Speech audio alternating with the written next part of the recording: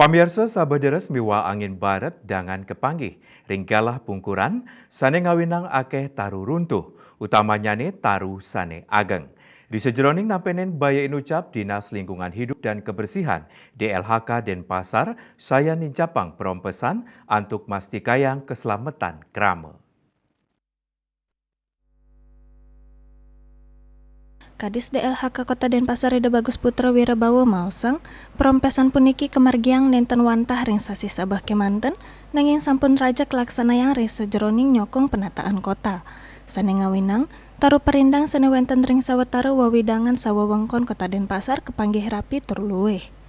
Manut Dani, pemargi perompesan taruh perindang, tios mata tujon ngluweh hangkota taler antuk nyerangin bobot taruh ritat kala sabah.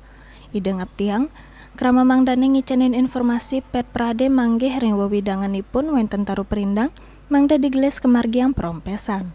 Antuk ngelantur, pai ketandani setatu nyelehin data tur kahanan miwah yusan taruh perindang ring Kota Denpasar. Rauh mangkin, DLHK sampun raja ngelaksanayang perompesan ring sawetara genah ritat kala ngerauhin sasi sabah sekadi mangkin. Tim DLHK talar ngemargiang mobiling, saha nureksain kawentenan taruh perindang sawawengkon Kota Denpasar. Yening kepanggih sampun dahat ageng tur tegah, raris pacang kemargiang perompesan. Asmara Putra Bali Pos Nguningayang.